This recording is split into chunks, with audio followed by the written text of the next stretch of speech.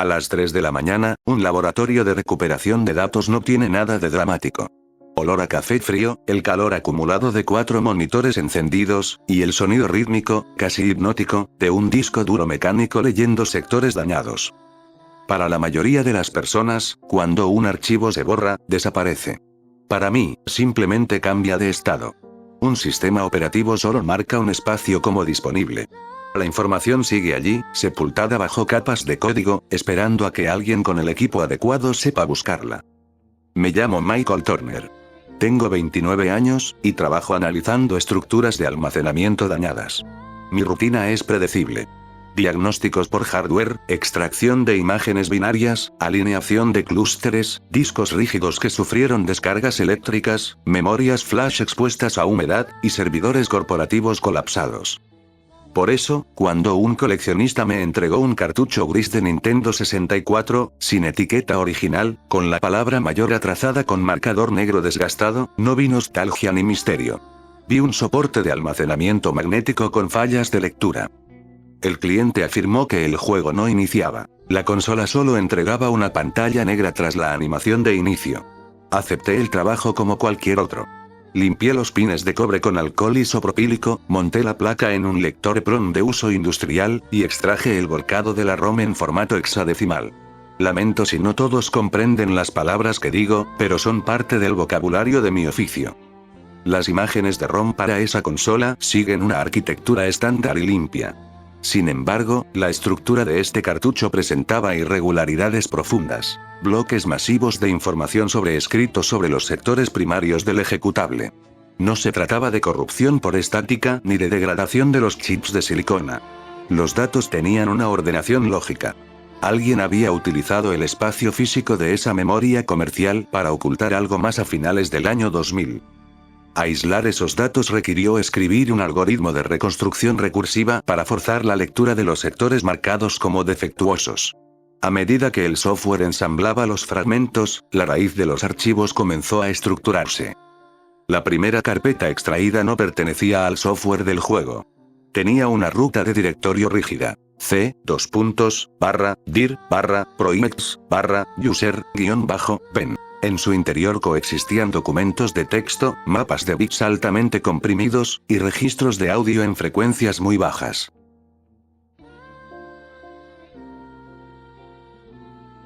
Ben, déjate los auriculares puestos.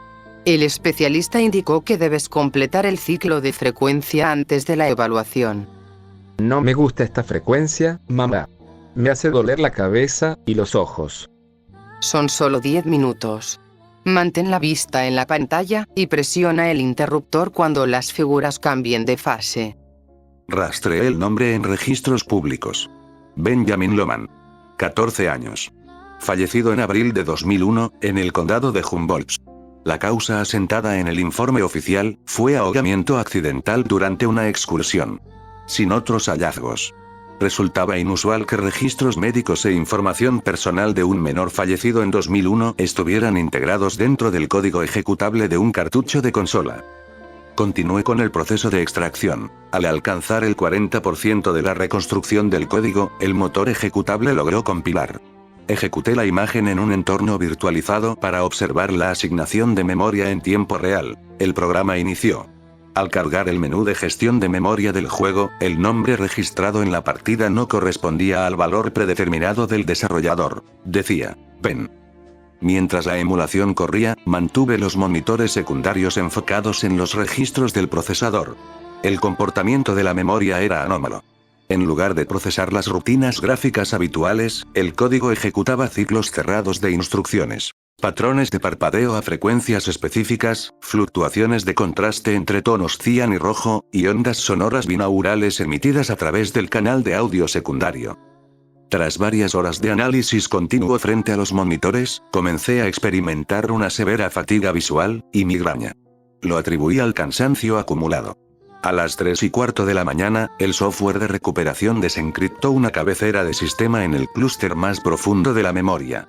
Apareció la identificación del archivo compilado. System-build-exe-recovery-build-04. Busqué esa denominación en archivos digitales de patentes informáticas, y registros de proveedores de tecnología de finales de los 90.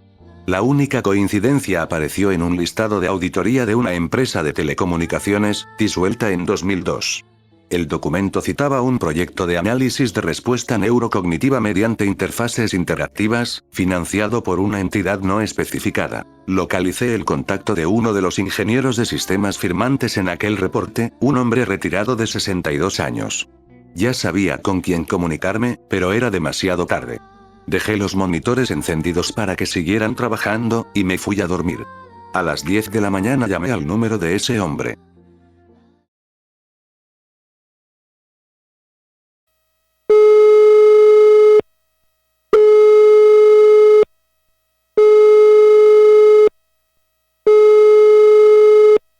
Buenos días, ¿hablo con el señor Adams? Estoy analizando una compilación de software del año 2000. Encontré la referencia, X-Recovery Build 04, en una ROM. ¿De dónde sacaste eso? De un cartucho que me trajeron para reparar. Solo quiero saber qué es. Hay datos de un menor llamado Benjamin. Escúchame bien. No sé quién seas, pero debes borrar la imagen ISO. Tira el cartucho en ácido, o entiérralo. Eso no era un juego. Era un vector de prueba. Usaban a los niños para probar cuánta distorsión de percepción aguantaba el cerebro antes de... No vuelvas a llamar a este número, ya interceptaron la línea. Unas cuantas horas después, los noticieros locales informaron sobre un incendio estructural en la residencia del señor Adams, atribuido preliminarmente a un cortocircuito. Las piezas encajaban desde una perspectiva técnica.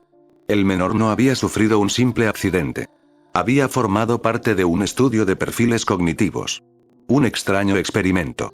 Tras el cierre del proyecto, alguien extrajo una copia del prototipo, integró los datos del sujeto en la estructura del código como archivo de respaldo, y lo ocultó dentro de un objeto de circulación comercial.